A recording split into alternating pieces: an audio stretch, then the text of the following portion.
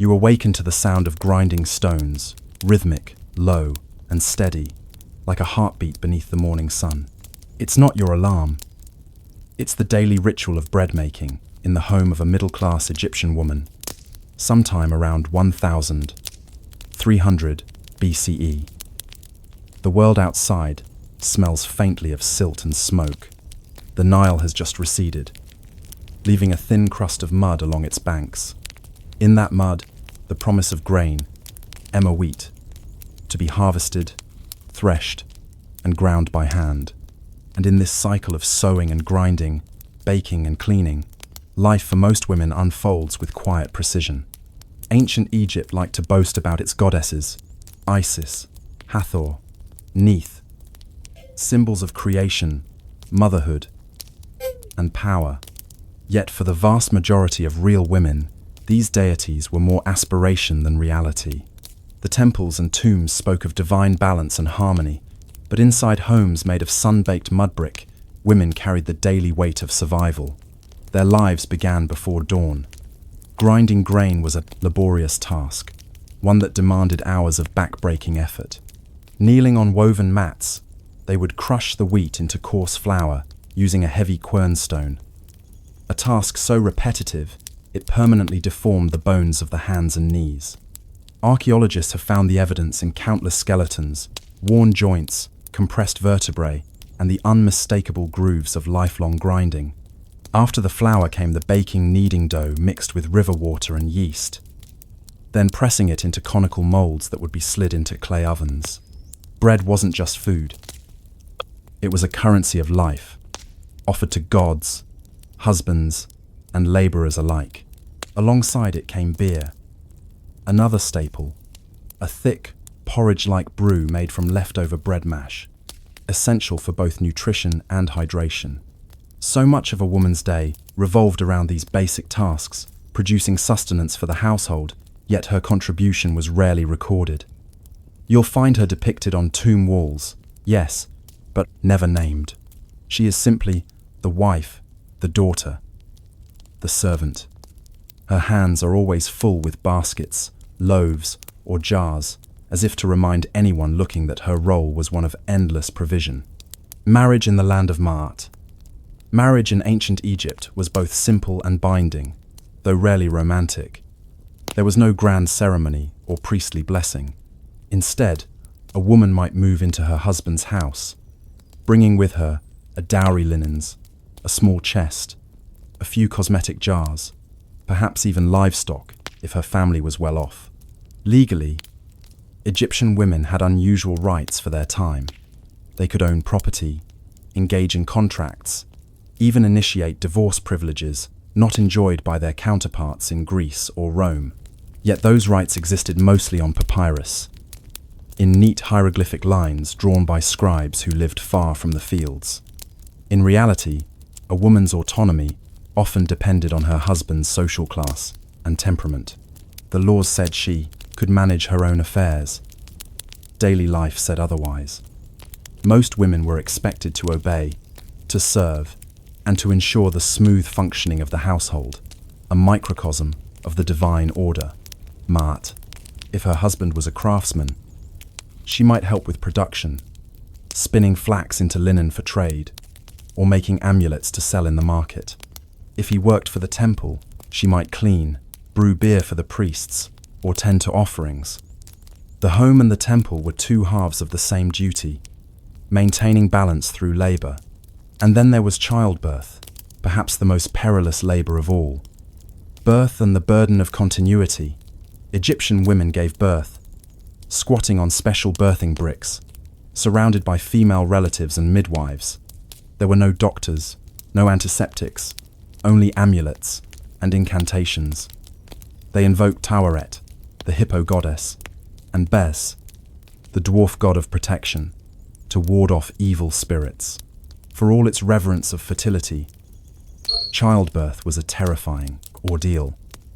Many women didn't survive it. Those who did often lost infants to infection or malnutrition. Tombs from the New Kingdom period sometimes include tiny coffins, reminders of children who never learned to walk, speak, or pray. Infant mortality was high, but each surviving child was a form of insurance. Sons could inherit, work, and support their aging parents. Daughters could marry and strengthen family ties. And so the cycle continued, women giving birth to sons who would inherit their father's names, and daughters who would inherit their mother's chores. Still, in rare cases, women managed to rise above these roles. Scribes recorded their names with a kind of awe. Nebet, a mayor's wife who acted as regent. Merit Ptah, a physician. Pesachet, a supervisor of doctors. But these were exceptions, not norms, women whose power was only remarkable because it stood out against the anonymity of millions. Cosmetics, cleanliness, and class. To an outsider, the art of Egyptian femininity might seem glamorous. Kohl-lined eyes, scented oils, linen dresses. But even beauty was a kind of labor. Wealthy women used perfumed cones of fat that melted slowly in the heat, releasing fragrance as they worked. Poorer women used animal grease mixed with herbs. Cleanliness wasn't vanity, it was ritual. Bathing daily was a spiritual duty, not a luxury. The desert dust could choke crops and lungs alike. And in a society where life depended on order, even filth was considered a kind of chaos. Cosmetics also carried spiritual meaning. Kohl was believed to ward off the evil eye, and red ochre was thought to please Hathor, goddess of love and music. In this world, beauty wasn't about self-expression. It was another means of survival, another way to maintain divine favor, the hidden faces behind eternity. When you visit an Egyptian tomb today, it's easy to be overwhelmed by grandeur, the walls painted with banquets and music, the air thick with the scent of preservation. But if you look closely, you'll see the anonymous women in the corners of the murals, grinding, pouring, weaving.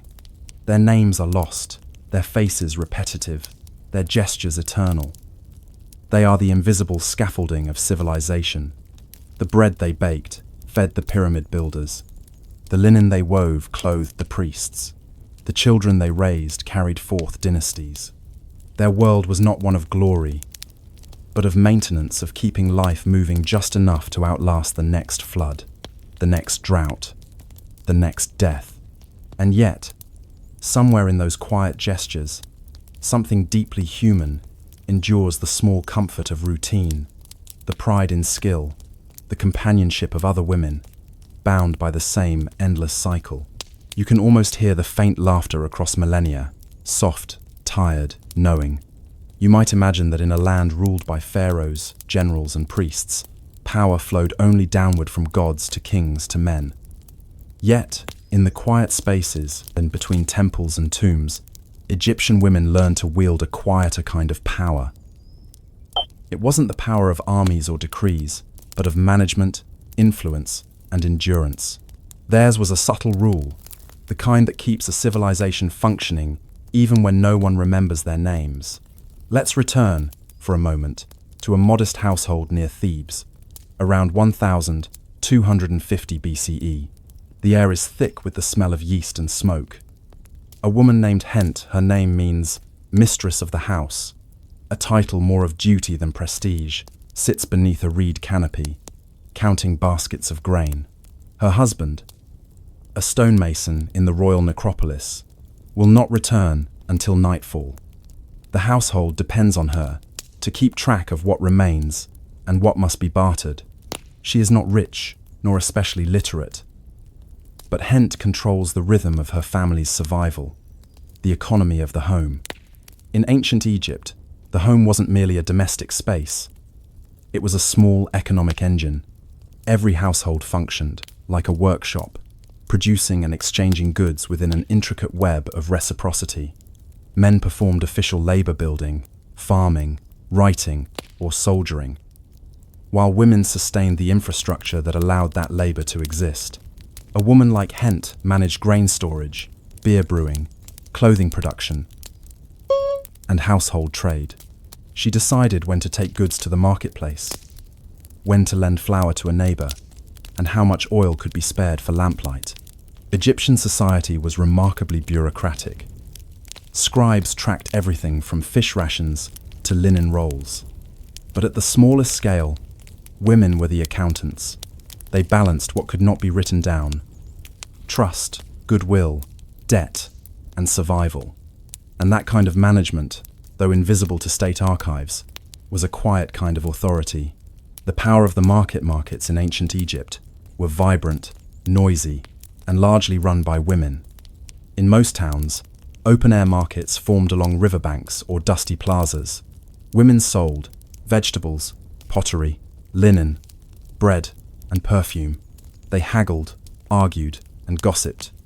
It was here that the unofficial history of Egypt unfolded, not in temples or tombs, but in conversation. A woman could learn news from Memphis or Heliopolis long before it appeared in any royal decree. She could spread rumors, settle debts, and form alliances. Archaeological finds from places like Deir el-Medina, a village of royal tomb builders, show that women engaged regularly in small-scale trade. Some owned donkeys or boats, hiring transporters to move goods. Others lent grain at interest, acting as informal bankers. Though ancient Egypt rarely depicted women as merchants in art, ostraca pottery shards, used for writing, tell another story. Names like Urti and Mutemwia appear alongside transaction notes, revealing women who conducted business independently.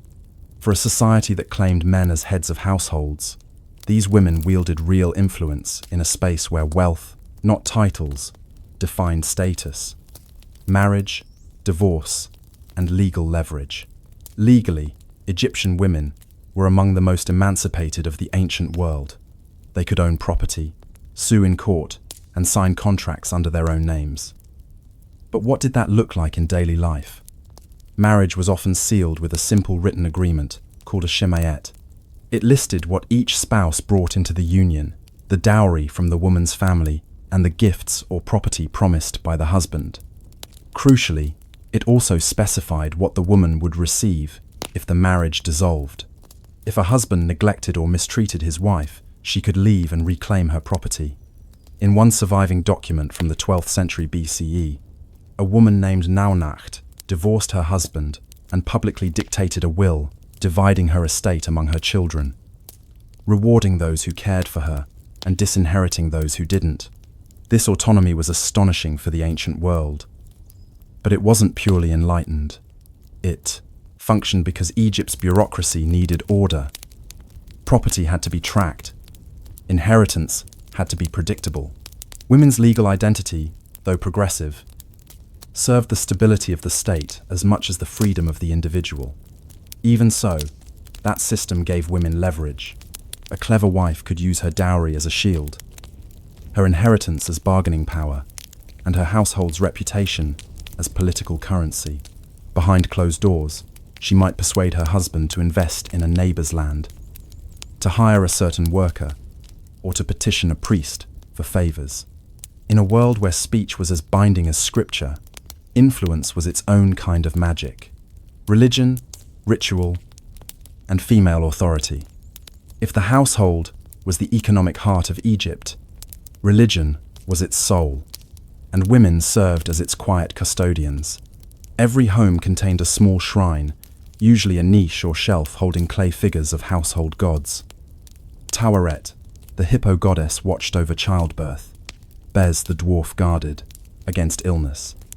Hathor smiled over music and fertility. Women performed the daily rituals that kept these spirits appeased, pouring libations, burning incense, whispering prayers. Their piety maintained not just the household's safety, but the balance of the cosmos, known as Ma'at. Some women rose higher still. In Thebes, the title God's Wife of Amun emerged during the New Kingdom as a prestigious religious role for royal women. These priestesses participated in temple ceremonies, owned land, and commanded respect equal to high officials. For common women, serving as a chantress or musician of Amun in temple processions was an honorable profession. They led songs, shook sistrums, and recited hymns written centuries before. Through religion, women found a path to public visibility, one of the few that didn't require royal blood. And yet, even here, their presence was paradoxical. Their voices filled the temples, but their names rarely filled the records. The hidden labor of mourning death was an enterprise in ancient Egypt, and women were its specialists. They prepared the deceased for eternity, not just with oils and linens, but with lamentations. Professional mourners, known as kites, were women hired to wail and perform ritual grief during funerals. Their cries echoed across necropolises like waves, reenacting the sorrow of Isis and Nephthys mourning Osiris. In art, these women are shown with arms raised, hair unbound, a rare depiction of emotion in a culture that prized composure. They were paid for their performance, but also respected for channeling divine sorrow. Mourning, too, was a kind of labor, a social necessity that reaffirmed continuity. Women guided souls from one world to the next, their tears believed to cleanse the path to the afterlife. It was another example of feminine power hidden within servitude. Unseen, but essential. Reading the walls. Silence and speech. Much of what we know about women like Hent comes not from their own words, but from what men wrote about them or for them. Tomb inscriptions often reduce women to extensions of their husbands. Beloved of her husband, mistress of the house, his sister wife. Yet, sometimes, in rare, precious cases, a woman's own voice breaks through.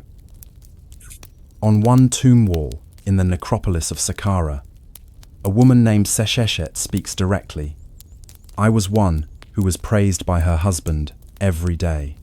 I was one who spoke kindly, and my mouth was free of malice.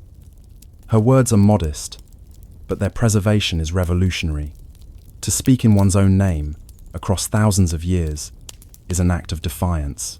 Even more striking are letters written by women to the dead, messages scratched onto pottery shards or papyri, addressed to deceased spouses or relatives. They plead for protection, accuse the dead of neglect, or describe dreams. These letters reveal an emotional landscape, often erased by formal inscriptions. They show that love, jealousy, anxiety, and fatigue were as present in ancient households as they are today. Beneath the golden veneer of divine order, there were women exhausted by work, irritated by their husbands, and worried about the next flood. The weight of expectation. The irony of ancient Egyptian womanhood lies in its duality. A woman could legally inherit an estate, but socially, she was expected to manage a household without complaint. She could sign contracts, but she could not easily escape social judgment. If she worked outside the home, she risked being labeled unruly. If she stayed within it, her labor was invisible. If she bore no children, her worth diminished.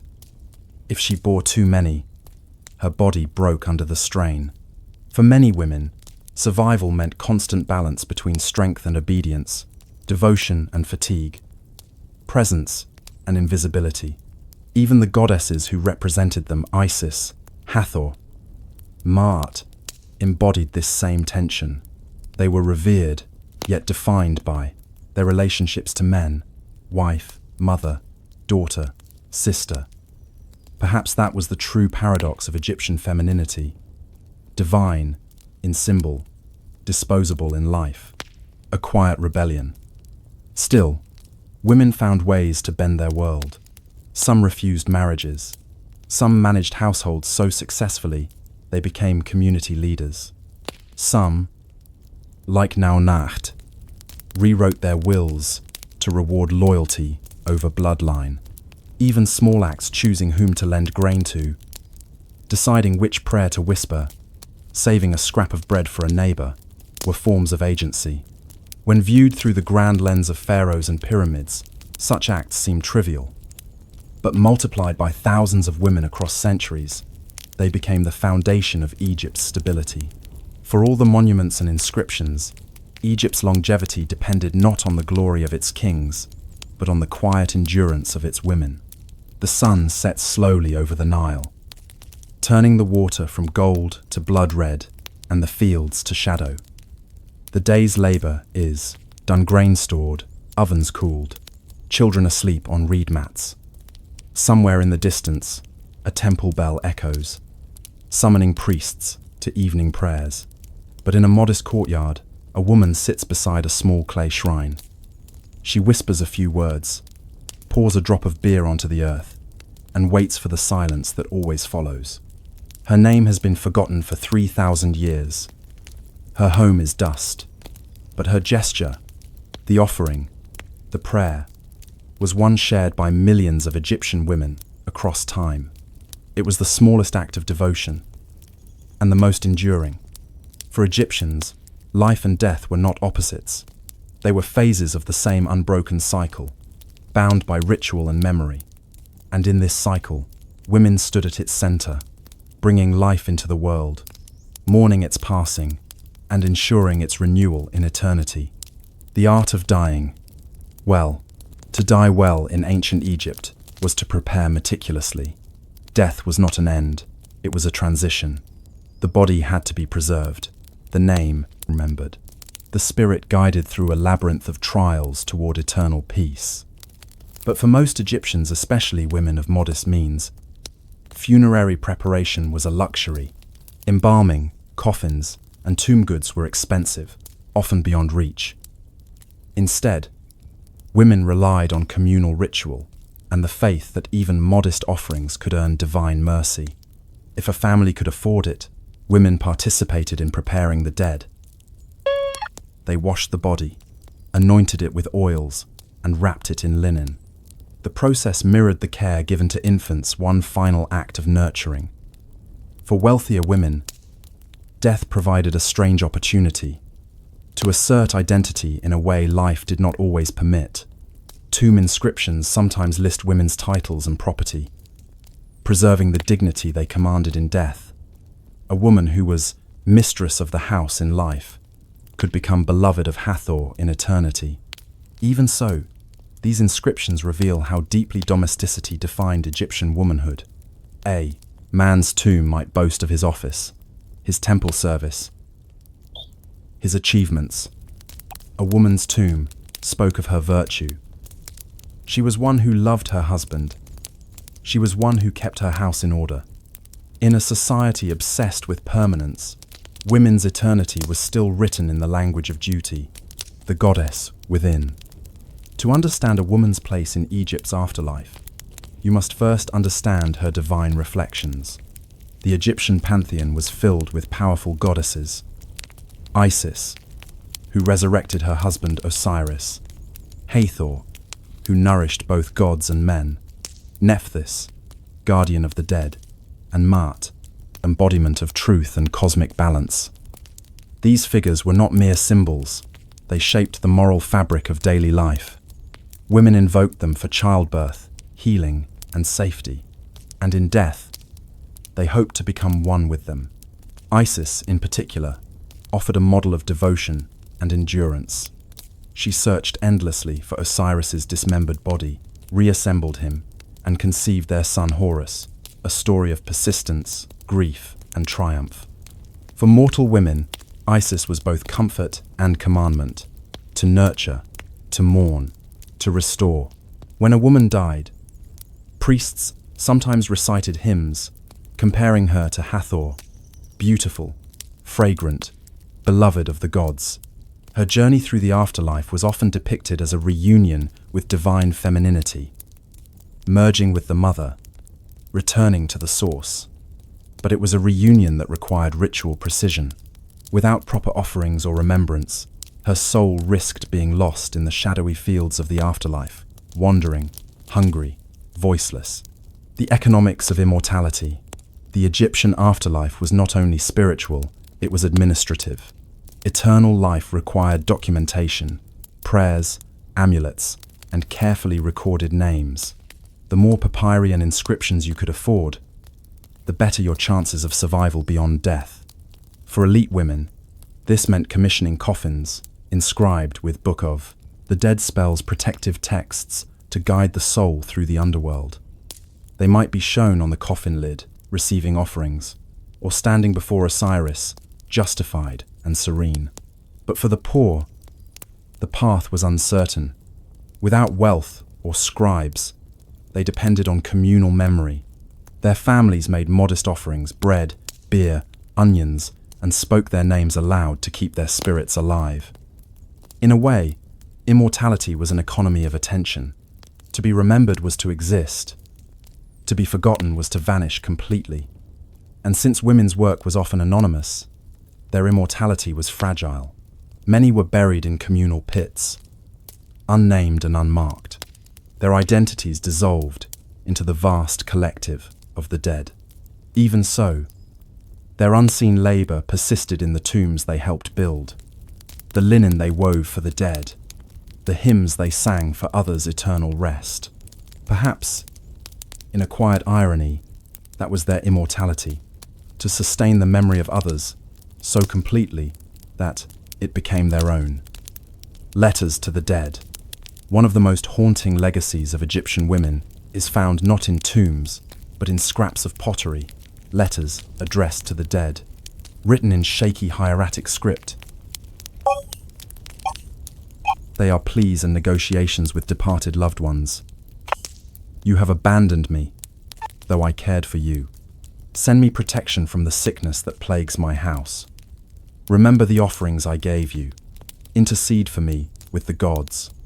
These letters reveal an intimate relationship between the living and the dead. Women believed their ancestors could intervene in daily affairs, heal illness, bring fertility, settle disputes.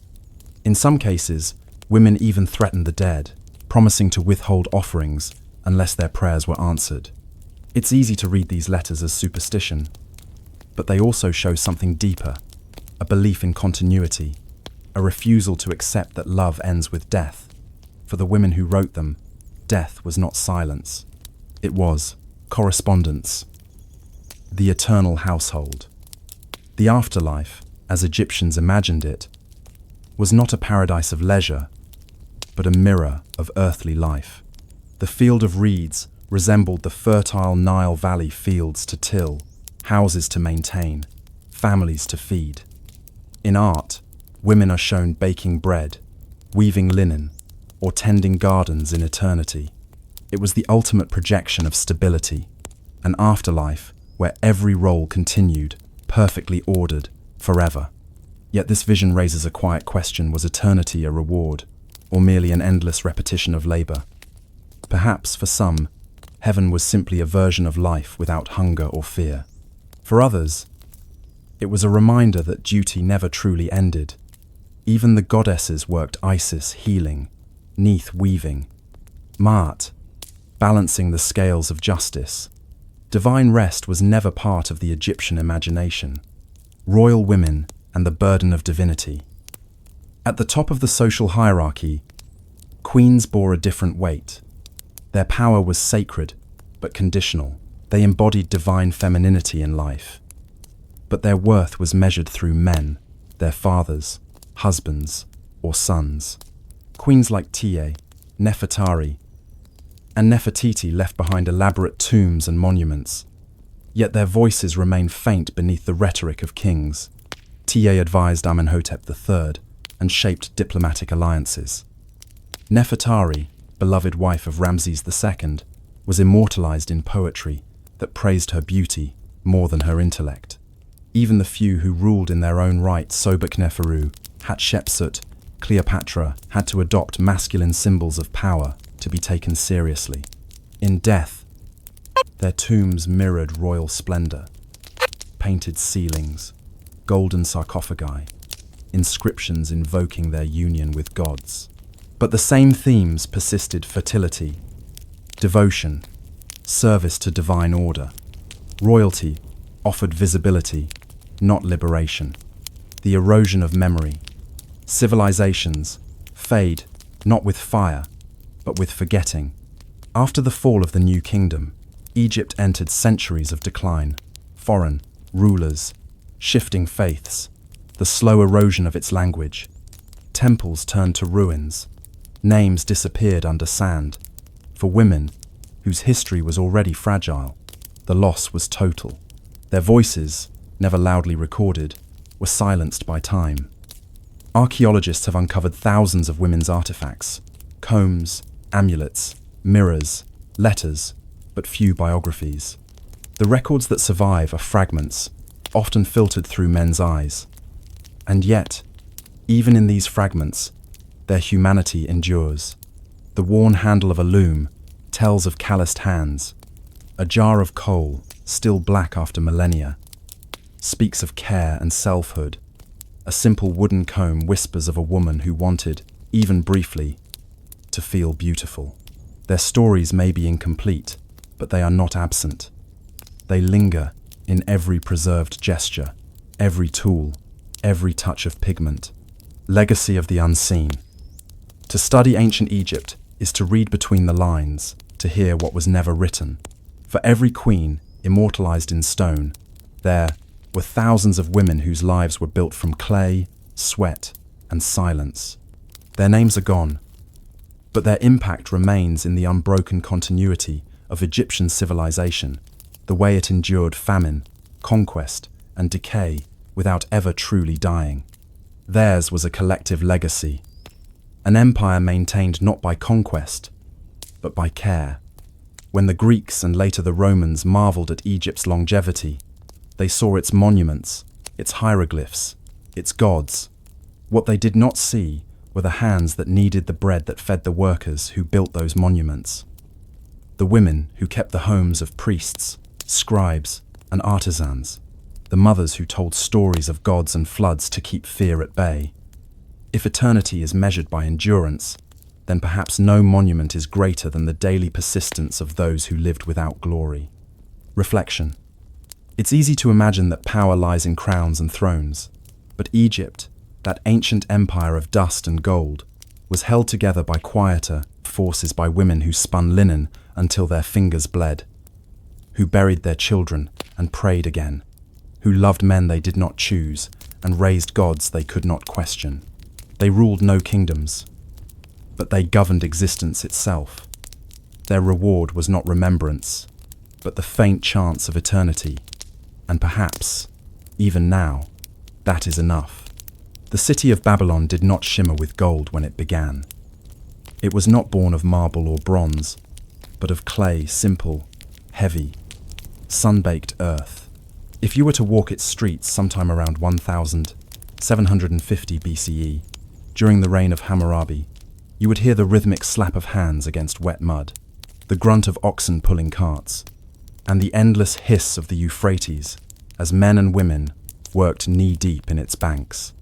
The city was being built not by gods or kings, but by brickmakers, ordinary laborers whose names have been erased, though their work still forms the bones of history. A world made of mud. The heart of Mesopotamia was its rivers, the Plai, Tigris, and the Euphrates. Their floods gave life, and their silt gave form.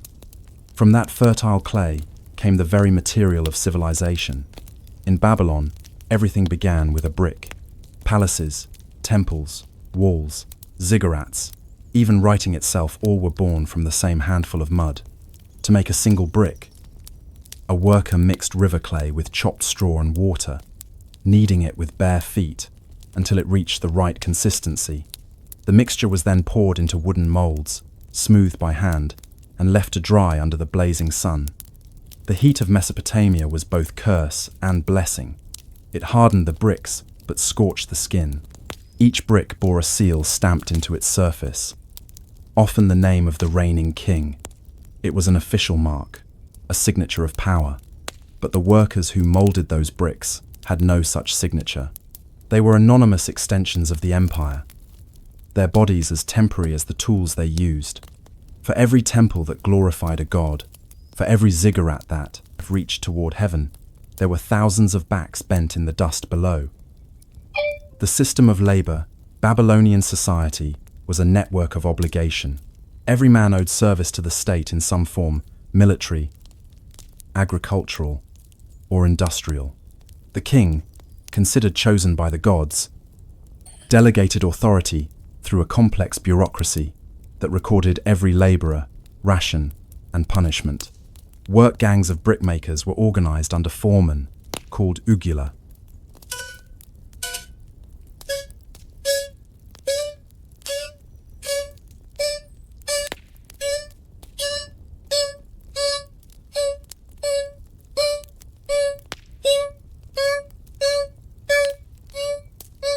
Each foreman was responsible for meeting quotas and maintaining order. Scribes stood nearby, counting bricks, recording deliveries, and issuing daily rations. Rations were not paid in coins, for money did not yet exist in the modern sense. Instead, workers received barley, beer, oil, and wool, the currency of survival.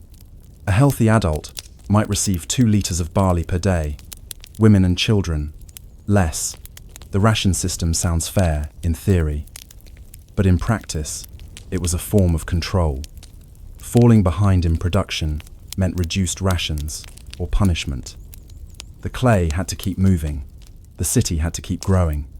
To be a brickmaker was to live in a cycle of labor and dependence, as predictable as the river's flood and just as merciless. The role of women and children. Women and children were not exempt from this world of mud. Archaeological evidence from southern Mesopotamia suggests entire families worked together in brickmaking.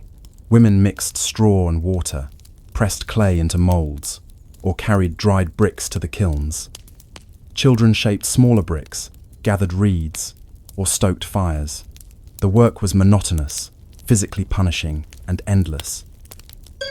One Babylonian tablet describes a group of workers bound to the kiln, likely slaves or debt laborers who lived on site. Their bodies were commodities, their output meticulously recorded in cuneiform logs. It's easy to imagine the heat. The air thick with smoke, the ground cracked and dry, the smell of burning clay clinging to the skin. In the midday sun, the kilns glowed like open furnaces. The sound of the city, the clang of bronze tools, the murmur of overseers became a background hum to exhaustion. And yet, in that exhaustion, there was routine. There were friendships, whispered jokes, songs, hummed over the work. In the absence of freedom, people made patterns, and patterns made meaning. The king's name, the worker's hands. Every brick stamped with Hammurabi's name proclaimed royal power. Hammurabi, king of Babylon, the one who made the walls great. But the irony was clear to those who laid the foundations. The king's glory rested on their unacknowledged labor. It's likely they understood this. In small villages outside the city, workers built their own homes, from leftover bricks unmarked, unclaimed by royal seals. In those homes, women baked bread, men mended tools, and the same clay that raised the temples now sheltered the poor. There's a quiet symmetry in that the empire and the hovel made been from the same earth, one destined to crumble slower than the other, but both eventually dust. The law of the brick, Babylon's great innovation, was not its architecture, but its bureaucracy.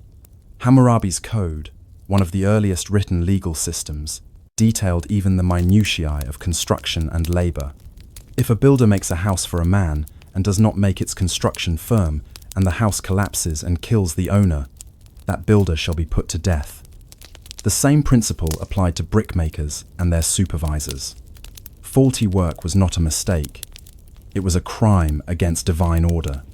To modern eyes, this seems harsh, but in a world where every stone carried both weight and meaning, failure was more than error. It was disorder. Still, such laws rarely protected the laborers. The code mostly shielded property owners and priests, not those who actually shaped the clay. Justice, like the city itself, was built from the bottom up and designed to favor the top. Religion and the ritual of building. In Babylon, building was a sacred act. Each new wall, temple, or tower began with ceremony. Priests performed purification rites before clay was touched. pouring water from silver bowls and reciting hymns to Enki, god of craftsmanship. Workers, though not permitted inside the holiest precincts, understood the gravity of what they did. Their hands were extensions of divine will. They shaped the material of the gods.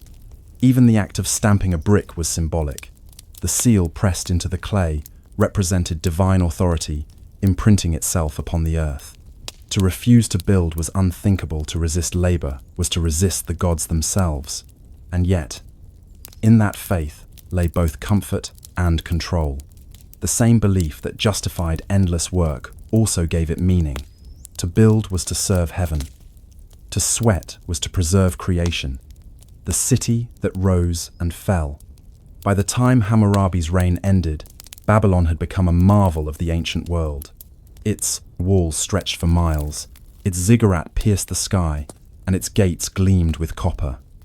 Travelers from across Mesopotamia came to marvel at its order and size. But beneath the grandeur was fragility. The same clay that built the city was easily eroded by time and water. The walls cracked. The bricks crumbled. The empire that prided itself on permanence was built on a foundation that would melt back into the river that birthed it. To live in Babylon was to live inside impermanence, and perhaps to sense it. The brickmakers surely knew that what they built might not last. But still, they labored, because the work itself was survival. The act of building was not for eternity, it was for tomorrow, a day in the kiln yard. Picture one of those endless days.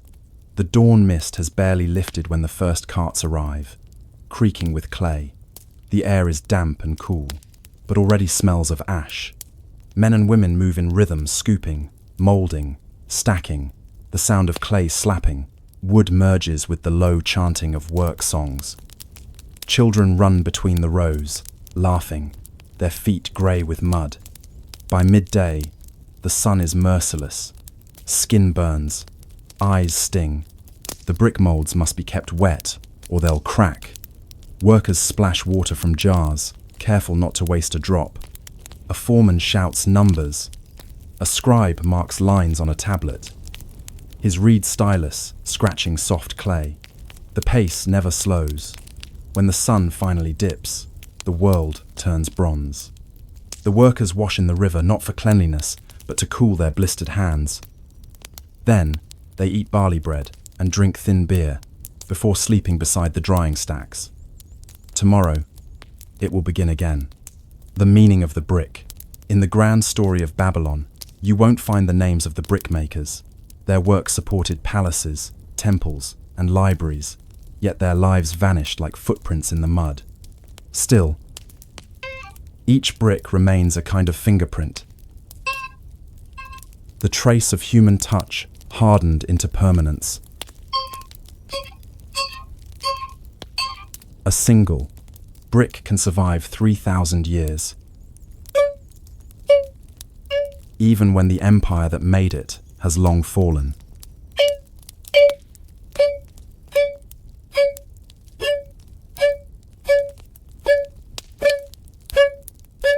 And in that endurance lies something profound. The workers themselves are gone, but their labor endures beyond all memory, forming the invisible architecture of history. When archaeologists lift a stamped brick from the dust, they often focus on the name impressed upon it, the king, the god, the city. But beneath that seal are the faint ridges of fingers that shaped the clay. Those ridges are the real story. When we think of ancient Babylon, we often imagine towers stretching into the clouds, the hanging gardens lush with green terraces, and a city that never seemed to sleep. But behind the grandeur were systems as intricate as the cuneiform tablets that recorded them, and as cold as the clay they were written on. To be a laborer in Babylon was to live under the weight of invisible chains, debt, duty, and devotion. And once you entered the system, it was nearly impossible to leave. The debt that never ended. The foundation of Babylon's prosperity was not gold, but credit. Farmers borrowed seed grain from temple storehouses. Merchants borrowed silver for trade, and workers borrowed time that was repaid through labor. A man who fell into debt could offer his labor, or that of his wife or children, as repayment. These debt servants, known in Akkadian as wardum or amtum, were not technically slaves. They retained certain rights. They could own property, marry freely, and, in theory, buy back their freedom. But few ever did. Wages were meager, and debts were compounded by interest, often 20% or more annually. If a bad harvest or illness struck, repayment became impossible. What began as temporary servitude stretched into a lifetime. And so, many Babylonian brickmakers were not volunteers or conscripts. They were debtors, men who owed grain to the temple, women who pledged labor to cover a husband's loss, children born into obligations that had begun before their birth. In the dry light of day, it all looked neat, names and numbers carved in clay. But each entry in a tablet represented a body bent over a mold, sweating in silence. The overseers and the tablets. Every aspect of Babylonian labor was written down. The scribes were everywhere, their reed pens scratching soft clay, pressing order into chaos. A typical record might read, Year of the Great Canal, digging, month of barley harvest, 40 bricks delivered, worker, Shulmu Lamur, son of Idi Sin, ration, 1 1/2 measures of barley, 1 vessel of beer. The clay tablets were small, often the size of a palm, yet within them was the machinery of empire. The scribes, trained in temple schools, served as both accountants and enforcers. Their words carried the weight of law. A miscounted brick, or an unrecorded delivery, could mean loss of rations, or punishment by lash. For the workers, the scribes were the face of the system. The foreman shouted, but the scribes remembered. Their tablets were immortal. One might imagine the brickmaker watching as his name was inscribed, the stylus cutting into wet clay. To see one's existence reduced to symbols to a line among thousands must have felt like being pressed into the very bricks he made. The temple economy. At the center of it all stood the temples, not just places of worship, but economic engines. The great temple of Marduk, Esagila, owned fields, herds, workshops, and even slaves. It collected rents, managed loans, and oversaw massive construction projects. When new walls or ziggurats were built, it was temple administrators who organized the labor, allocated supplies, and distributed rations. To work for the temple was both an honor and a burden. The gods demanded perfection, and the priests ensured it. Workers might begin their day with a prayer to Ea, the god of craftsmen, asking that the clay not crack, the molds not warp, and the kilns not fail. But behind the devotion was calculation. Each offering, each prayer, each task, all measured, weighed, and recorded. And when a worker died, his debt was often transferred to his family. The clay tablets did not mourn. They simply adjusted the column of numbers. The silent hierarchy. If one looked at a Babylonian worksite from above, it would resemble a living pyramid. At the top stood the king, distant, divine, unapproachable. Below him, governors and priests managed provinces. Then came scribes, foremen, and taskmasters. At the very bottom were the brickmakers, hauling clay under the sun. It was a perfect reflection of Babylon's gods, a divine order mirrored on earth. The workers didn't challenge it.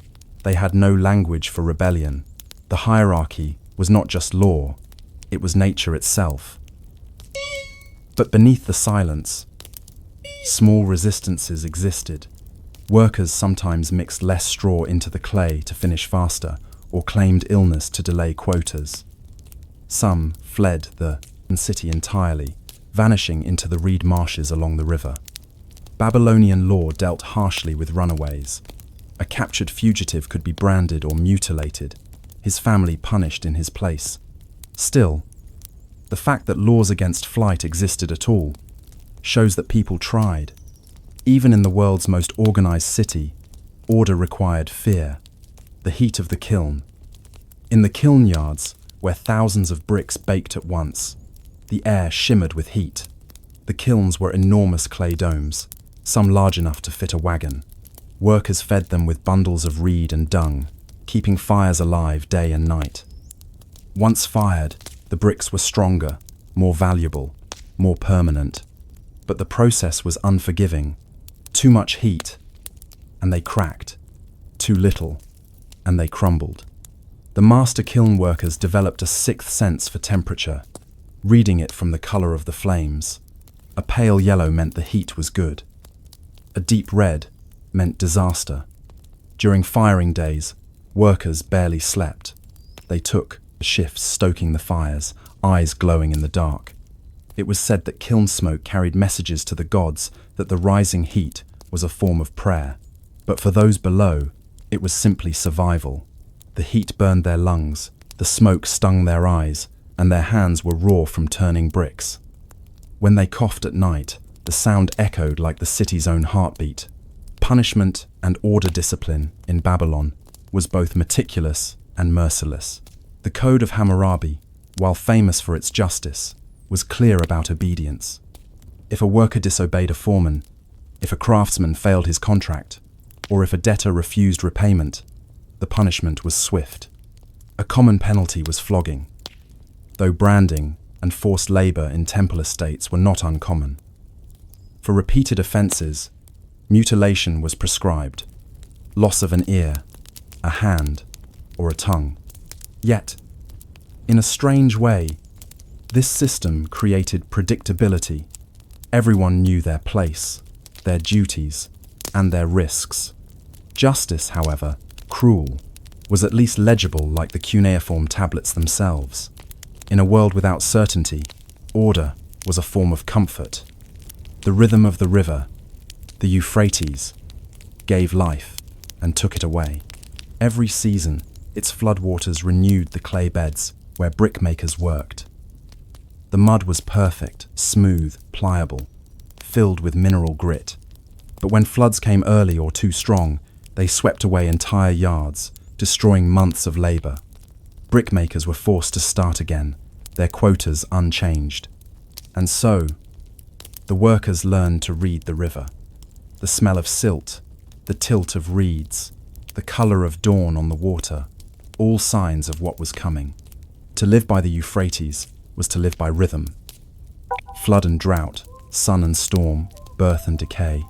Perhaps it's no surprise that Mesopotamians were the first to divide time into hours and minutes. Their lives depended on knowing when to work and when to rest. Yet the work never truly stopped. The river paused, but the empire did not. Voices from clay. Archaeologists have uncovered thousands of tablets that mention brickmakers, though rarely by name. But one found near the ruins of Sippar, north of Babylon, preserves a fleeting glimpse of individuality. To the overseer of labor, from Idin Sin, the clay pit is too dry. The men are weary. Send water from the canal, or the work will fail. The message is simple, almost mundane, but in its tone, weary, factual, pleading, there is something profoundly human. Idin Sin was not a priest or a king. He was a laborer, a man surrounded by heat and dust, writing on a scrap of clay, not to record glory, but to ask for water. And that, perhaps, is the truest record of Babylon. Not its laws or temples, but the small, desperate voices that tried to make the work bearable, the illusion of freedom. There were, on occasion, decrees of mercy. Kings sometimes declared a magi debt forgiveness to celebrate coronations or victories. The word itself meant return to mother, symbolizing a release from bondage. When such decrees came, debtors were freed, slaves returned home, and the scribes erased tablets of obligation. For a moment, the system loosened its grip, but only for a moment. Within a year, new loans appeared, new debts were recorded, and the cycle began again. The clay might be wiped clean, but the structure remained. The workers must have known this. Freedom was a ceremony, not a condition. The paradox of power. For all its oppression, Babylon's order achieved something extraordinary. It endured. While other kingdoms rose and fell in chaos, Babylon thrived for centuries, held together by its bureaucracy of clay and labor. And yet, that same system ensured that those who built the city would never benefit from it. Their sweat raised walls that excluded them. Their rations sustained feasts they'd never attend.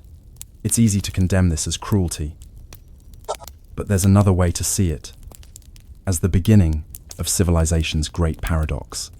Every city, every empire, every modern economy still rests on unseen labor. The brickmaker of Babylon has never truly vanished. He simply wears a different face. You can still walk among Babylon's ruins today, if you don't mind the desert heat and the silence. The ground is uneven, littered with fragments of baked clay. Most are broken bricks, stamped with the names of kings long dead. If you look closely, you'll see the faint depressions of fingers, the marks of the men and women who shaped them. They are ghosts without faces, preserved in the same material they once worked with. Babylon, the city they built, is now little more than dust and memory. Yet for a time, it was the beating heart of civilization. Its rise and fall tells the story not only of kings, but of ordinary people, of how their labor built something too vast to last. The height of Babylon. By the 6th century BCE, under the rule of King Nebuchadnezzar II, Babylon reached its zenith. The city's walls were said to be so thick that chariots could race along the top. Its gates, most famously the Ishtar Gate, glimmered with blue-glazed tiles, lions, and dragons carved in bas-relief. The Hanging Gardens, whether myth or memory, symbolized the peak of human engineering, and beneath every structure, every wall, every arch, lay the same humble foundation, brick upon brick upon brick. It's estimated that the city contained hundreds of millions of them, all hand-shaped, sun-dried, and fired by workers whose names no one remembered. The sheer scale of it is almost incomprehensible. Babylon was not just a city. It was a statement, a declaration of what humans could accomplish when organized by faith, bureaucracy, and fear. But what the kings saw as immortality, the laborers may have seen differently. For them, the city was not eternal. It was work, endless, punishing work. The shift of power. Under Nebuchadnezzar, Babylon became center of the known world. Tribute flowed in from conquered lands, silver from Anatolia, cedar wood from Lebanon, lapis lazuli from Afghanistan. But with prosperity came fragility. The more the empire grew, the more it depended on maintaining its vast infrastructure. Roads, canals, granaries, all demanded upkeep, and that meant more laborers, more taxes, more rations to record and distribute. The bureaucratic system that had sustained Babylon for centuries began to strain under its own weight. The scribes multiplied, the laws expanded, and corruption crept into the cracks. For the brickmakers, little changed. They still worked under the same sun, for the same rations, their lives measured in the number of bricks they could mold before their hands failed them. But in the city's ledgers, their value became a number among millions, and numbers, unlike people, were easy to replace. The clay tablets that once kept order now became symbols of chaos. There were too many to manage, too many debts to track, too many lives reduced to symbols no one bothered to read. It was bureaucracy turned to dust. The fall of the great city. When the Persian king Cyrus the Great entered Babylon in 539 BCE, he did so without a battle. The city simply opened its gates. Some chroniclers claim the people welcomed him, weary of their own rulers. Others suggest the priests of Marduk betrayed the city from within. Either way, the end was quiet. No walls toppled, no flames rose. Babylon did not collapse, it simply changed masters. For the brickmakers, nothing changed at all. They still carried clay, still molded it into form. The stamps on the bricks now bore a new name. Cyrus, King of Kings, but the hands remained the same. It's a cruel truth of history. Empires may fall, but labor endures. The ruler's name changes. The work does not. Clay and memory. The most remarkable thing about Babylon isn't what has survived, but what hasn't.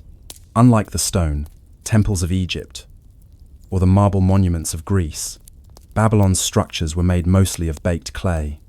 Time, rain, and wind eroded them slowly, turning once mighty walls back into mud. Even the famed ziggurat of Etemenanke, said to have inspired the story of the Tower of Babel, was made of brick. Its outer layers were glazed, but its core was simple clay. Once the water reached it, the whole thing began to sag, then crumble. By the time Alexander the Great visited in 331 BCE, Babylon was already decaying. He dreamed of rebuilding it, of restoring its ziggurat to glory. But he died before he could begin, and so the city melted away. Literally, the sun-baked bricks softened. The rain carried them into the soil, and the Euphrates reclaimed its banks. The workers, who had once shaped the earth, were now buried within it. The archaeologists arrived millennia later. In the 19th century, European archaeologists arrived with spades and notebooks, determined to uncover the lesson, truth behind the Bible's Tower of Babel. What they found was mud, layer upon layer, of compacted clay, shattered walls, and broken tablets. But to them, this was treasure. Each fragment of brick carried a royal seal, each tablet a record of life. Together, they revealed a world astonishing in its detail. Labor quotas, grain rations, kiln temperatures, even complaints about broken tools. For the first time in nearly 3,000 years, the brickmakers of Babylon spoke again. Their voices were not grand or poetic. They spoke of shortages, delays, exhaustion. They recorded lost oxen, damaged carts, and bad weather. And in those ordinary notes, history came alive not as myth, but as lived experience. The archaeologists gave names to the kings, but the workers remained anonymous. They didn't need names, perhaps. Their fingerprints, pressed into clay, were enough. The weight of the ordinary. There's a quiet irony in how history remembers greatness. Babylon's kings wrote their names into every brick, believing that as long as the bricks endured, so would their power. And yet, it's the ordinary details, the very ones no one thought to preserve, that survived longest. The shape of a brick mold, the ratio of straw to clay, the standard size of a worker's barley ration. These small, boring facts tell more truth than the royal inscriptions ever could. They remind us that civilization isn't built by glory, but by habit, by millions of repetitive, invisible actions performed day after day. To be a Babylonian brickmaker was not heroic. It was monotonous, but it was also essential. Every stroke of a hand against wet clay was an act of creation. Whether acknowledged or not, history may forget the makers, but it cannot erase the made, the rebirth of clay. In a strange twist of continuity, modern Iraq still builds with brick. In the villages near Hilla, not far from ancient Babylon, workers mix clay with straw, shape it in wooden molds, and leave it to dry in the sun. The process is almost identical to that of 4,000 years ago. The tools are simple, the labor exhausting. Children play beside the molds, just as they must have in Hammurabi's time. And so, Babylon lives on, not as ruins or legend, but as muscle memory passed down through generations. If a Babylonian brickmaker could return today, he would recognize the sound of wet clay slapped into a mold. He would know how to test the moisture, how to angle the brick to catch the sun, how to judge the fire by color. The empire is gone, but the craft endures. Perhaps that's the truest kind of immortality. Lessons in impermanence. Babylon teaches a paradox that modern civilization still wrestles with, that greatness is always temporary, and that permanence is an illusion made of labor. For all its ambition, the city fell to mud, not because it was weak, but because it was human. Clay does not last forever, and neither do we. But there's beauty in that too. The same earth that swallowed Babylon nourishes the fields around it today. The same river that carried away its walls still irrigates crops. The cycle continues, as it always has. In the end, the empire didn't truly die. It changed form. The clay returned to the soil. The people became part of the landscape. The work lived on in every generation that shaped the earth after them. The true builders of civilization. We often speak of civilization as though it were an idea, something abstract, elevated, divine. But in truth, civilization has always been physical. It's made of things that can be touched, carried, and broken. And those things, bricks, tools, kilns, tablets, were made by people who rarely appear in history books. People whose hands were calloused, whose lungs were full of dust, whose names were never written down. Without them, there would have been no Babylon, no Hammurabi, no Nebuchadnezzar, no Tower of Babel. The empire's glory belonged to its rulers, but its reality belonged to its workers. Every brick was a compromise between exhaustion and endurance. Every wall was a monument not to power, but to persistence. And when Babylon finally crumbled, it was the workers, the nameless multitudes, whose legacy remained beneath the sand, waiting for someone to listen. A thought for the present. If you were to pick up one of those ancient bricks today, feel its roughness beneath your fingers, and look closely at the tiny ridges pressed into its surface, you might see what the kings could not. That civilization is never truly the story of rulers. It is the story of work, of effort, of repetition. The same story continues every day in factories, in farms, in kitchens, in places no historian will ever visit. The tools have changed, but the rhythm has not. The city always needs to be built again. The clay always waits. Reflection. Babylon's ruins are proof that nothing lasts forever. Power. Not monuments, not even the earth we shape. But within that impermanence lies something enduring, the quiet dignity of labor itself. Perhaps the real empire was never Babylon at all. Perhaps it was the human will to build to leave behind. In dust and clay, the faint trace of having been. If you were alive in Mesopotamia, around 3200 BCE, you wouldn't have seen writing as we do today. No letters, no poetry, no stories. You would have seen marks. Strange, wedge-shaped impressions pressed into wet clay with a reed stylus. They didn't represent thoughts or feelings, at least not yet. They represented quantities of barley, goats, jars of oil, bolts of cloth. Before writing recorded language, it recorded accounting. The first words humanity ever wrote were not about love or gods or kings. They were about rations. And from those small, dull records, 10 jars of oil to the temple, 2 sheep to the governor, 4 measures of barley to the worker, the entire machinery of civilization began to turn. The birth of the scribe. Someone had to make those marks. Someone had to remember who got what, who owed whom, and which temples or palaces were running out of grain. That someone was the scribe. At first, the job was purely practical. Villages along the Tigris and Euphrates grew larger, trade expanded, and memory was no longer enough. You couldn't simply remember how many goats had been traded when your city had 50,000 people. So, tablets replaced memory, and scribes replaced oral record keepers.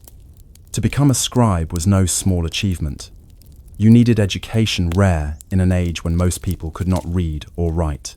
You needed patience, precision, and loyalty.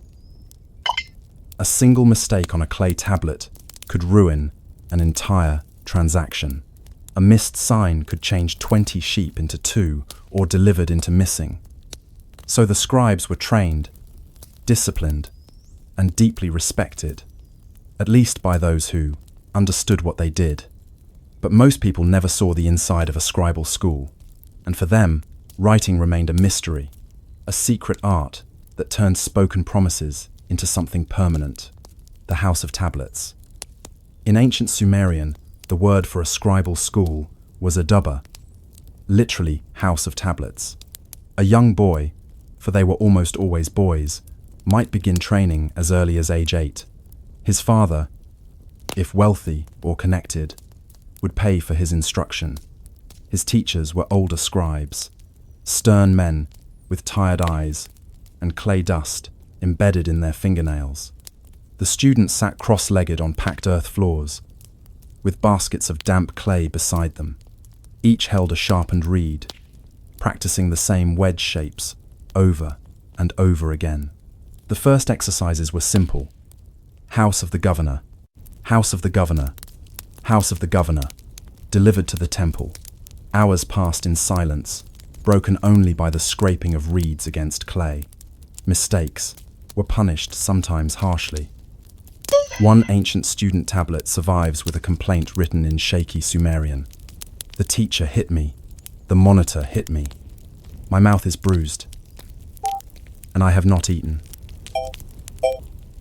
The world's first schools were not places of creativity, but of control. Writing began as a way to make people accountable, and scribes were the instruments of that accountability. The power of clay. There's a saying in modern bureaucracies, if it isn't written down, it didn't happen. That idea began in Mesopotamia.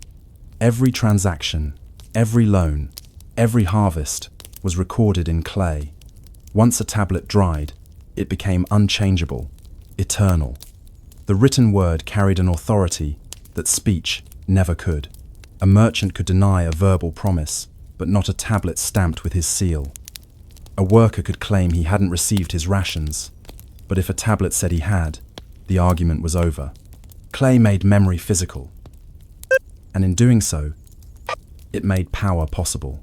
Scribe, sitting in a quiet room surrounded by hundreds of tablets, held the fate of entire households in his hands. A single stroke of the stylus could mean the difference between debt and freedom. And yet, scribes were not rulers. They were servants of the system, literate instruments of illiterate masters. They recorded what they were told to record, and in the process became the machinery through which kings ruled. Cuneiform, the script of order. The word cuneiform comes from the Latin cuneus, meaning wedge. It refers to the shape of the marks pressed into clay.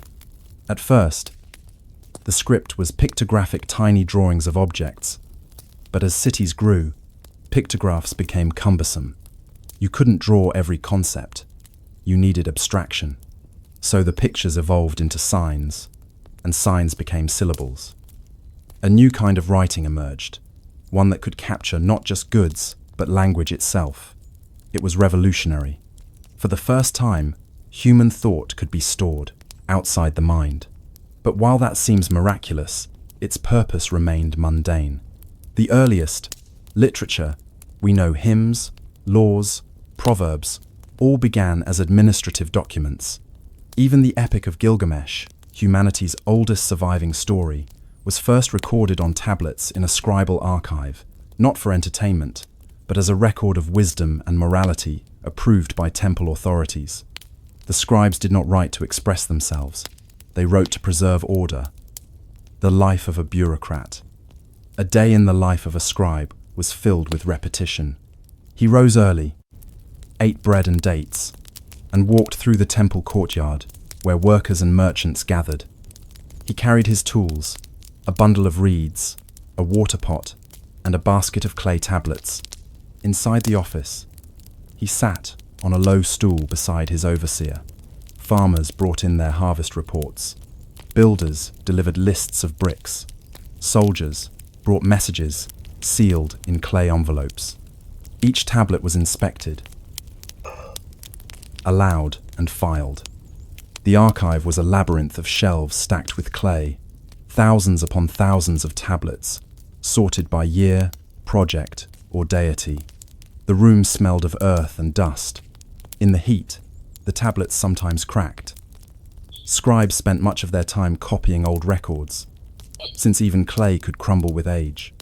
Imagine the monotony, copying the same words, the same numbers, the same seals, for hours, days, years. And yet, there was satisfaction in it too, the sense that you were part of something immense and eternal. When a king issued a decree, it was the scribes who gave it life. Without them, his words would vanish into the air. The tablet as a weapon writing could bless, but it could also destroy. A man accused of theft might plead innocence, but a single tablet could condemn him. Witnessed by Enlil Bani, sealed by the overseer. A merchant might try to cheat the temple by underreporting goods. The scribes would find it in the records, expose the lie, and see him punished. Even debt, that invisible weight that bound Babylon's workers, was made real through writing. The tablet didn't just record debt, it created it. Once your obligation was inscribed, it existed forever. You could die, your children could move away, but the tablet remained waiting to be enforced. Clay was unfeeling. It remembered everything. The scribe's paradox. For all their skill, most scribes were anonymous. We know the names of kings, generals, and priests. But of the thousands of tablets recovered from Mesopotamia, only a handful bear the names of their writers. The scribes were proud, yet invisible, the human embodiment of bureaucracy. Their individuality was irrelevant, their precision, everything. Occasionally, one rebelled in small ways. A few tablets survive with sarcastic notes hidden in their margins. The overseer is foolish, or the temple is corrupt. Others doodled, drawing little faces or animals among the text. But these were rare, fleeting rebellions erased by the next copyist, buried under new records. The scribe's greatest irony was that in creating eternal memory, he erased himself from it. The spread of writing. From Sumer to Akkad, from Babylon to Assyria, cuneiform spread like a contagion of order. Every empire that rose along the Fertile Crescent adopted and adapted it. New languages, new signs, but the same principle. Writing as control.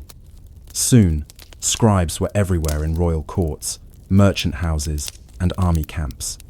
They documented everything from tax receipts to treaties, from omens to poetry.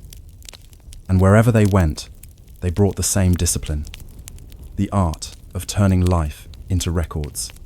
Even the mighty Egyptians, with their elegant hieroglyphs, borrowed the idea of bureaucratic literacy from Mesopotamia.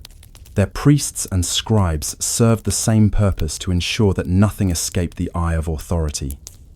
The beginning of history. Historians often say that history begins with writing. That's true, but not because writing allowed us to remember. It's because writing allowed governments to remember. Before scribes, memory belonged to communities. Stories told around fires, knowledge passed by word of mouth. After scribes, memory belonged to institutions. A temple could now know exactly how much barley each farmer produced. A king could now trace which city failed to pay its tribute. A god could now be worshipped with perfect consistency. His hymns recorded, word for word. The world became measurable, predictable, and most importantly, taxable. Writing turned chaos into order, and scribes were its architects. If you were to walk into a Mesopotamian temple archive, you would not hear music or prayer. You would hear silence, the kind of silence made not by reverence, but by work. The air would be dry and heavy with dust. Rows upon rows of clay tablets filled the room, each one carefully stamped, dated, and sorted. The walls would be lined with shelves of clay bricks, the physical memory of a civilization, and among them, you might see a scribe hunched over a tablet, his reed stylus glinting in the lamplight. His hands would be steady, his movements deliberate. He would not look up if you entered. His task could not be interrupted. This was the beating heart of Mesopotamian bureaucracy, the place where the written word became law, and where even the gods required paperwork. The Clay Empire. The Sumerians were the first to build this system, but it was the Babylonians who perfected it. By the time of King Hammurabi, around 1750 BCE, the bureaucratic machine had grown vast. The king's famous code of laws, written in cuneiform and carved into basalt, was not just a moral guide. It was a bureaucratic manifesto. Each law reflected an obsession with measurement, record, and control. If a builder constructs a house and it collapses, the builder shall be killed. If a man hires an ox and it dies from neglect, he shall pay compensation. If a merchant gives silver to a trader for a voyage, he shall take a receipt. Every transaction, every agreement had to be documented, and documentation required scribes. For every one noble or priest in Babylon, there were perhaps dozens of clerks, accountants, and scribes, ensuring the world ran according to the king's word. It was, in many ways, the world's first civil service. And it was as heavy and immovable as the tablets it produced, the bureaucrat's burden. For a Mesopotamian scribe, paperwork was more than work, it was faith. Each line written was an act of devotion to order itself. To fail in accuracy was to risk divine displeasure. After all, the gods themselves were thought to keep ledgers. They tallied sins, counted sacrifices, and weighed souls. But not every scribe was devout. Some grew weary of the endless copying, the long days of inkless monotony. A few tablets survive that hint at the exhaustion behind the official mask.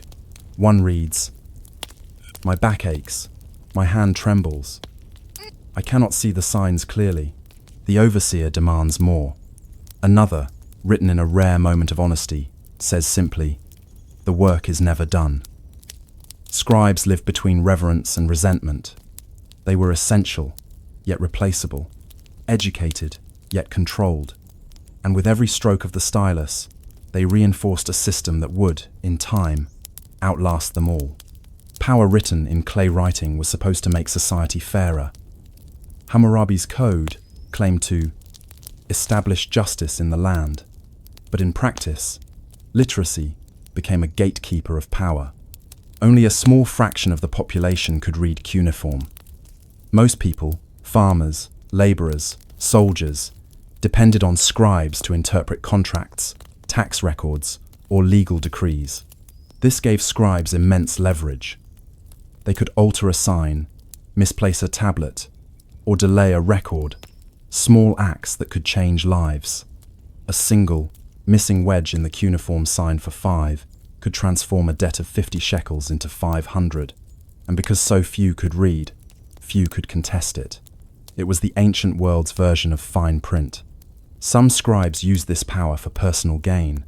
Others became loyal instruments of corruption. Bribes, falsified records, and lost tablets were not uncommon. But most simply did their jobs weary custodians of a system too vast to question. The tablets that never died. One of the strangest things about clay is its permanence. When the archives of Mesopotamian cities burned, as they often did during invasions, the fire did not destroy the tablets. It baked them. What was once soft and fragile became hard and eternal. In this way, the destruction of cities preserved their memory. Archaeologists today find these baked archives buried under layers of ash, entire libraries of administration, frozen, mid-sentence. There are tablets that record grain deliveries to temples that fell 3,000 years ago. Others list workers' rations for canals that no longer exist. The people are gone. The buildings are dust. But the paperwork remains. In the ruins of Nineveh, thousands of tablets from King Ashurbanipal's library still sit, as if waiting for their next entry. Clay remembers everything. The problem of too much memory, but permanence has its price. As the centuries passed, cities like Ur and Babylon were buried under mountains of their own records. There were too many tablets, too many reports, receipts, lists, and ledgers. Some archives became so overfilled that scribes began recycling clay, erasing old tablets by soaking them in water and reshaping them into new ones. Information was lost, not by accident, but by necessity. The world's first civilization had created the world's first information crisis. Imagine the scene. Thousands of dusty tablets stacked on shelves, many saying nearly the same thing, copies of old reports. No one could read them all. The bureaucratic system had become self-sustaining, producing records simply because it was expected to. Some scribes began writing meaningless practice tablets to meet quotas, filling lines with nonsense signs. They were recording not the world, but the act of recording itself, the human face of the archive. Still, among the endless tablets of barley and oxen, we find traces of the people behind them. One tablet from Lagash records a worker's complaint. The overseer took my rations. I have labored for 3 days without bread. Another, from includes a woman's name, Nindadar, who received a small payment of silver for weaving cloth for the temple.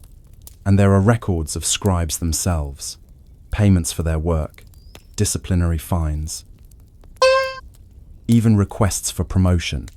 The bureaucracy may have been faceless, but it was made of humans tired, hungry, ambitious humans. One can almost imagine the moment Nindadar came into the temple to collect her payment, her name pressed into clay by a man who would never know her, but who ensured her existence survived 3 millennia longer than her life. Corruption and consequence. As the power of scribes grew, so too did the temptation to manipulate the written word. There are surviving legal cases where scribes were punished for falsifying documents, their hands broken, their seals destroyed. Others were executed for erasing tablets or forging royal decrees. But for every scribe caught, there were likely dozens who went unnoticed, because in a world where few could read, truth itself could be edited. The clay didn't lie, but the person who wrote on it could. In this way, writing became not just a tool of order, but also of deception. It gave rulers a way to appear just while hiding corruption behind layers of documentation. And so, the world's first bureaucracies also became the world's first labyrinth systems, so complex that even their creators could get lost in them. The archive as afterlife. To the Mesopotamians, writing was more than utility. It was a form of immortality. To be written down was to exist forever. To be forgotten was to die a second death. Some scribes, aware of their anonymity, began secretly adding their names to texts, small signatures buried among the lines. Written by Enkidu, scribe of copied by Nabu Erish, servant of the temple. These were quiet acts of defiance, an attempt to carve identity into a system that demanded uniformity. It's likely they knew their names would be lost in the mountain of tablets. Yet, they wrote them anyway. And in doing so, they achieved what few others in their society could. A faint whisper across 4,000 years. From Sumer to you. If you've ever filled out a form, waited in a queue, or sent an official letter, you've lived in the world the scribes built. The concept of written proof that something becomes real, when recorded, still governs our lives. Marriage certificates, tax forms, ID cards, contracts, all descendants of those first clay tablets pressed with reeds. The bureaucracy of ancient Mesopotamia didn't vanish. It evolved. It moved from clay to papyrus, from parchment to paper, from ink to data. But the principle remains. Civilization depends on record keeping. And just as in Babylon, those who control the records still control the world. The Eternal Archive. Archaeologists sometimes describe the ruins of Mesopotamian archives as eerily modern. Rows of records, catalogue numbers, sealed envelopes, a mirror of our own archives. But there's something haunting about their endurance. We have forgotten the people, but not their paperwork. It's possible that 1,000 years from now, long after our cities have crumbled, fragments of our bureaucracy, hard drives, contracts, digital ledgers will outlast our names, just as the scribes' tablets outlasted theirs. Perhaps that's the final irony of the bureaucratic age. The systems we build to manage life become the things that survive it. There is a strange stillness to a ruined archive. If you were to walk through the remains of an ancient Mesopotamian city, Uruk, Lagash, Babylon, Nineveh, you might find it under layers of dust and broken brick, a room filled with clay tablets, once stacked neatly on wooden shelves that long ago turned to ash.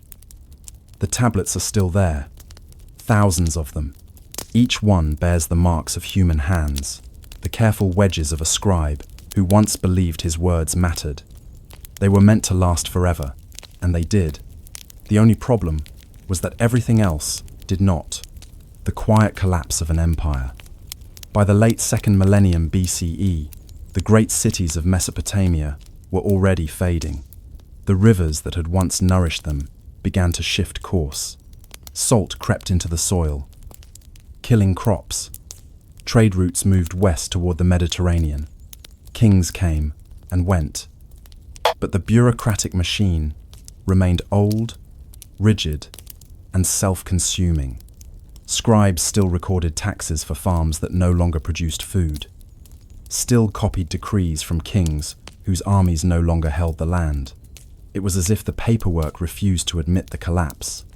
In one archive, discovered in what had been a bustling provincial capital, archaeologists found hundreds of freshly written tablets buried beneath the rubble of burned walls. The scribes had kept working even as the city fell around them. Clay outlasted the empire it served. The forgotten hands. Most scribes never saw themselves as part of history. They were trained to think in columns, not in centuries to care about the accuracy of each sign, not the purpose of the text as a whole. And so, when the temples closed and the palaces burned, their work remained trapped in the narrow scope it was written for. A list of taxes owed by dead farmers, a shipment of bricks for a temple that no longer stood, a ration of grain to soldiers who would never return. Each tablet a moment, frozen in time, meaningful once, meaningless now. The scribes did not record their despair. They didn't write, "The world is ending." They simply kept counting. In their silence, you can almost hear the final rhythm of an ancient civilization, the last heartbeat of order before it gave way to chaos. The world moves on. When new peoples arrived, the Persians, the Greeks, the Parthians, they saw the tablets, but not their meaning. Cuneiform was an ancient language, even to the ancients. By 100 BCE, almost no one could still read it. The wedge-shaped script that once united empires now looked like random scratches in clay. The scribes, the teachers, the entire class that had once defined civilization vanished. Their schools closed, their titles lost, their profession, once holy, became irrelevant. Writing itself survived, of course, but in new forms. The Aramaic alphabet, simpler and faster to write on papyrus, replaced the cumbersome wedges of clay. And just like that, thousands of years of scribal tradition crumbled into obscurity. The last clay tablet ever written in cuneiform, found at Uruk, is dated to the year 75 CE. It is a small, ordinary astronomical record, a few lines about the positions of Jupiter and Saturn. There are no grand final words. No farewell to the scribes, just numbers. It ends mid-sentence. Clay and papyrus. The fall of the scribes. It was slow, bureaucratic, appropriately dull. As empires expanded and communication became essential, clay tablets proved too heavy, too slow, too localized. The new medium, papyrus, could travel. It could be rolled, carried, copied easily. It was fragile, but in its fragility, it was fast. To the old scribes, it must have seemed sacrilegious. Words that could crumble in a flood, ink that could fade in sunlight. But the world no longer needed permanence. It needed flexibility. Clay had symbolized the authority of the temple, eternal, unchanging. Papyrus symbolized the voice of the merchant, the traveler, the empire in motion. And as trade replaced tribute, the pen replaced the stylus. The age of the clay scribe was over. The great silence. For nearly 2,000 years after the fall of Babylon, no one could read the tablets. The knowledge of cuneiform vanished so completely that even scholars of later ages had no idea what those marks meant. The Greeks and Romans saw the inscriptions carved into old temples and believed them to be mere decorations, symbols of forgotten gods. The scribes, who had once been the masters of words, became ghosts. Their voices, the complaints, the poems, the contracts, the laws were locked away in a language without readers.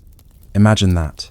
Thousands of years of human thought, silenced not by fire or conquest, but by forgetfulness. Civilization had moved on, leaving its oldest memory unread. Rediscovery. It wasn't until the 19th century that the scribes' world began to speak again. In 1846, a British officer named Austin Henry Layard excavated the ruins of Nineveh and uncovered a vast library, thousands of tablets buried beneath a hill. He didn't know what they said, but he knew they mattered. When the tablets were brought to London, scholars began the painstaking task of deciphering the script. It took decades of comparison, argument, and guesswork. In 1857, after years of labor, 4 scholars independently translated the same cuneiform inscription, and their results matched. For the first time in 2 millennia, the scribes' words were heard again. We could read their prayers, their taxes, their ledgers. We could hear their voices small, precise, bureaucratic, human. The clay spoke, and in doing so, it reminded us that even the dullest record, if preserved long enough, becomes profound.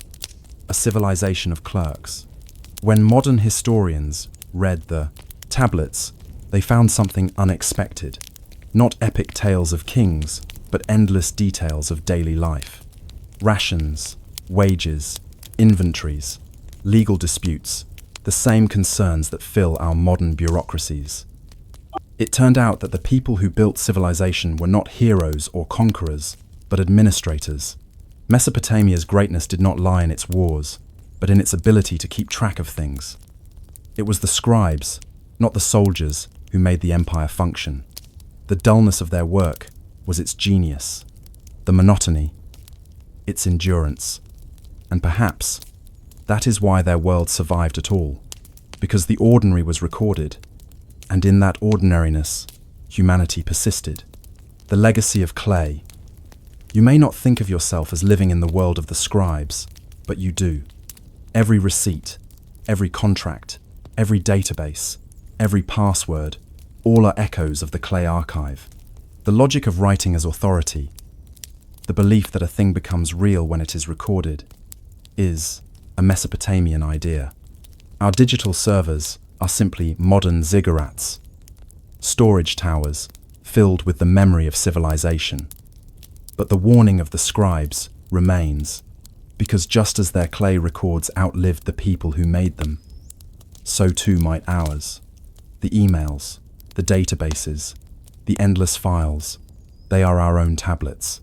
They remember more than we do, and they forget nothing. The bureaucracy never dies. It only changes form. The weight of memory. There's something poetic and tragic about how the first civilization fell under the weight of its own record-keeping. They created a system that could remember everything, and in doing so, made forgetting impossible. But forgetting is necessary. Civilizations, like people, need to let go in order to survive. The scribes did not understand that. They believed in eternal record, in perfect order, and so their archives grew heavier and heavier until they became tombs. When you stand in a museum today, looking at a small clay tablet, Behind glass, a list of goats, or wages, or rations, you are looking at a fragment of that weight, the weight of memory, pressed into earth, the weight of humanity's desire to be known, even in the dullest details. The last tablet. One day, long ago, a man pressed his stylus into clay for the final time. He did not know he was the last of his kind. He finished his work, perhaps wiped his hands, and placed the tablet among thousands of others.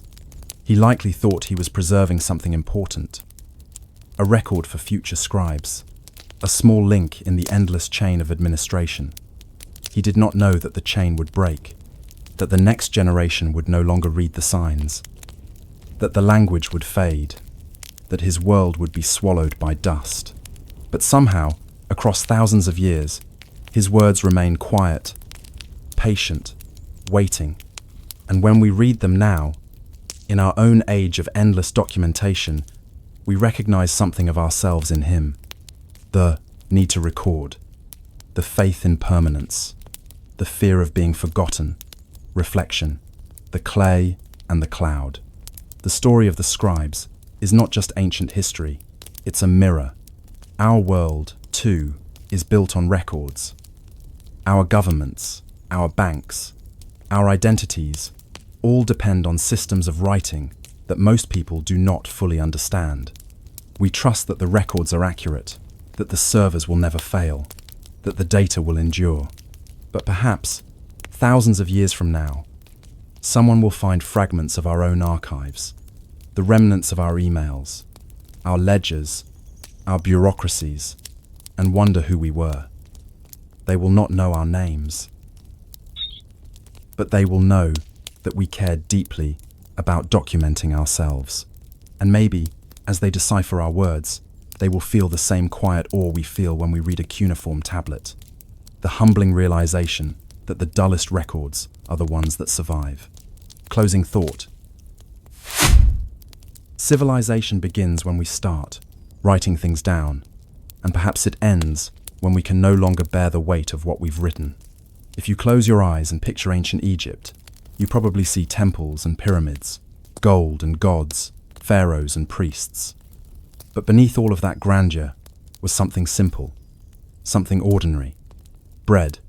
Every temple, every household, every soldier and slave all depended on bread. It was more than food. It was the foundation of life itself. The ancient Egyptians called it tar, the word for life. And it wasn't a metaphor. Bread was literally how you survived in a land where the desert began, just a few steps from your door, in a world of divine kings and eternal monuments. It was the humble loaf that kept the kingdom alive, the bread of the Nile. Each year, the Nile would rise and fall with perfect rhythm, the inundation. When the river flooded, it covered the fields with rich black silt, a gift of life from the god Hapi. The farmers would wait for the waters to recede, then press their bare feet into the wet soil to plant wheat and barley. They used wooden ploughs pulled by oxen, and when the grain ripened, they cut it with bronze sickles. It was back-breaking work. The air filled with dust, chaff, and the low hum of the harvest song, a chant older than any written word. And at the end of all that labor came the same reward. Grain. Not gold, not jewels, not glory, just sacks of wheat. But in that grain was everything. Wages, taxes, offerings, and the promise of survival. Bread as currency. In Egypt, money wasn't metal, it was food. A worker didn't receive coins at the end of the week. He received loaves and jars of beer. A soldier guarding the borders was paid in bread. Even the priests who tended to the gods were fed by the grain collected from taxes. Bread and beer formed the base of Egypt's economy, a system that worked not through numbers, but through nourishment. The government stored grain in vast mud brick granaries shaped like beehives, their entrances sealed with clay. The scribe's reed would press into a tablet, 2 measures to the baker, 3 to the brewer. The baker, in turn, would knead and bake, feeding the workers who built temples and tombs. The pharaoh's monuments, in other words, were raised not by slaves alone, but by the power of bread. Without it, the stones would have stayed where they lay. Inside the bread rooms, imagine, for a moment, that you are standing in one of the great temple kitchens. It is early morning in Thebes, around 1300 BCE. The sun has not yet reached the courtyard, but the air is already hot. Dozens of women move through the space, their linen dresses dusted white with flour. They are grinding grain on large stone querns, kneeling on mats, their backs bent in rhythm. The sound is hypnotic, stone against stone, day after day, year after year. Grinding was women's work, and it consumed hours. Archaeologists, studying the bones of ancient Egyptian women, have found that their knees and spines often show signs of stress and wear the toll of endless grinding. Nearby, other women knead the flour with water and a pinch of salt. There is no yeast, not yet only the wild ferment that lives in the air. The dough rises slowly, sometimes left overnight in baskets lined with palm leaves. Then, it is shaped into round loaves or tall cones, depending on the household's means. The wealthiest families used molds, clay, or stone to bake uniform loaves for offerings. The poor used the ashes of the hearth, burying their dough beneath the coals. The smell of baking fills the room, earthy, warm, alive. Bread of the gods. Bread wasn't just for people, it was for the gods. Every day, in every temple, priests performed the daily offerings, a ritual meal prepared not for human consumption, but for divine nourishment. At dawn, the temple kitchens came alive. Bakers and brewers worked in sacred silence, producing hundreds of loaves of bread, cakes, and jars of beer. The offerings were placed before the statue of the god, who would consume their essence. Afterwards, the food was distributed among the priests and workers. In this way, the divine and the mundane were bound together by the same loaf. To bake bread was not just to feed bodies, it was to maintain the order of the cosmos, the principle of Ma'at. If the bread was neglected, the gods might withdraw their favor, the Nile might fail to flood, the kingdom might starve. So, every day, for thousands of years, Egypt's bakers fed both man and God. The taste of dust. If you could taste ancient Egyptian bread, you might not like it. It was coarse and gritty, filled with bits of sand and husk from the stone grinding. Even the finest bread wore down teeth. Over time, dental remains from mummies show severe wear, abscesses, and broken enamel. It was food for survival, not pleasure.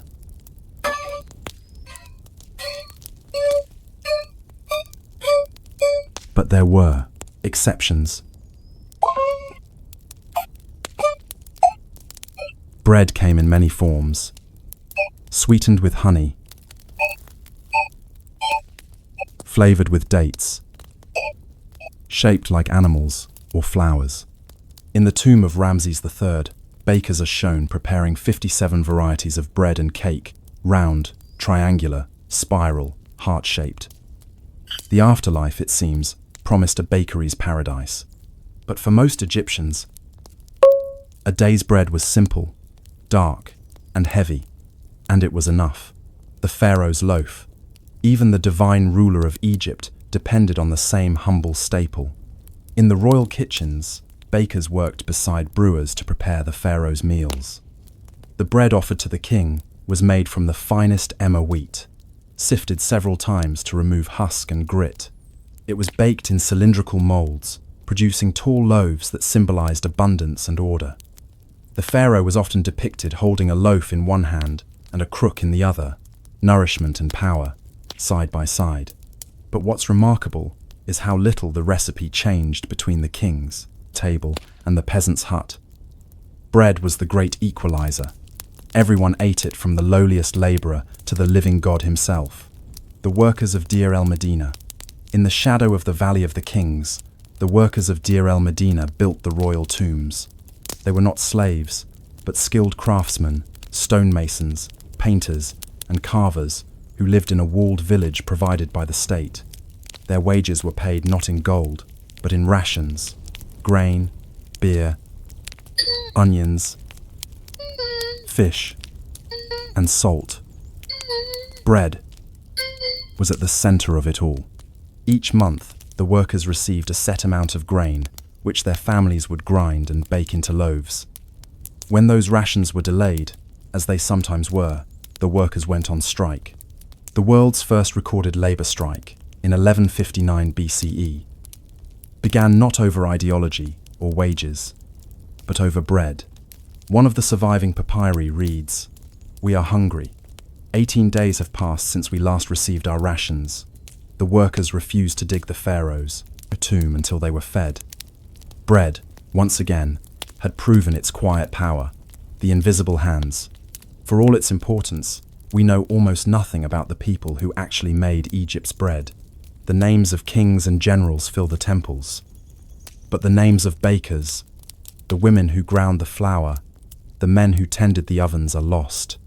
Archaeologists find their fingerprints pressed into the sides of ancient loaves, preserved by accident. Those small impressions are among the few personal traces we have of Egypt's working class, anonymous, yet enduring. You can look at one of those fingerprints today in a museum, thousands of years old, and realize it belonged to someone who woke before dawn, mixed flour and water, and kept the world alive. The eternal meal. In the Egyptian view of the afterlife, death was not an end, but a continuation. The dead needed food, as the living did. Tombs were stocked with loaves and jars of beer, or with models of servants baking and brewing for eternity. Even in death, bureaucracy followed appetite. Scribes recorded the rations for the afterlife. 40 loaves for the car of Nebamun, 10 jars of beer, 1 goose, 1 joint of beef. If these offerings were not made, the spirit would go hungry. The gods themselves, it was said, ate bread, and so did the dead. To bake, therefore, was not just to feed, it was to preserve the cycle of existence. The simplicity that endured empires rose and fell, but bread remained. From the first loaves baked in mud pits to the ovens of Alexandria, Egyptians continued the same ritual for more than 3,000 years. Even when foreign rulers, Persians, Greeks, Romans, claimed Egypt, they adopted its food system, the baker's rhythm, the scribe's ration list, the granary's hum. These changed little. In the end, it was not the pyramids that sustained Egypt, but the ovens. And when the last temple fell silent, the last priest laid down his tools, the smell of baking bread still lingered over the Nile. When you think of ancient Egypt, you might imagine golden tombs and lavish temples. But the true heart of its empire wasn't gold. It was grain. Grain was power, wealth, and faith, all baked into one dusty sack. And at the center of it all stood a system so vast and methodical that it held an entire civilization in balance. The grain tax. The pharaohs built their power on it. The temples grew fat on it. And the people, the bakers, and the farmers labored endlessly to produce it. The inundation calendar. The year in ancient Egypt didn't begin in January. It began when the Nile rose. There were 3 seasons: Akhet, the flooding; Peret, the growing Shemu, the harvest. This cycle governed everything, not just the planting of crops, but taxation, trade, and survival itself. When the river flooded, it spread silt across the fields. Scribes and tax collectors would set out in small boats, measuring how high the flood reached. The level of the flood determined the tax. A high flood meant abundance, more grain, more taxes. A low flood meant hunger, and paradoxically, still more taxes. The Nile wasn't just a river. It was the empire's clock, calendar, and accountant, the scribes of the fields. You might picture a scribe as a scholar, sitting in a temple, writing hymns to the gods. But most scribes lived in the dust. They were bureaucrats of the soil. When the floodwaters receded, they arrived on donkeys, carrying rolls of papyrus and wooden writing pallets. They watched as farmers ploughed and planted. They noted every furrow, every measure of grain. Each plot of land was recorded, and its yield predicted. If the harvest failed, the scribe did not care. The tax was still due. The scribe's job was to keep the balance, not between man and nature, but between the pharaoh and his people. And in that balance, fairness was often the first thing lost. The granaries of power. At the edge of every city, great mud-brick granaries rose like giant beehives. Their thick walls kept out pests and the desert heat, and narrow openings at the top allowed grain to be poured in.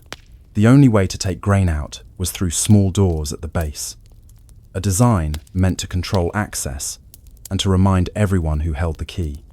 The grain inside didn't just feed the people. It fed the temples, the armies, and the bureaucracy.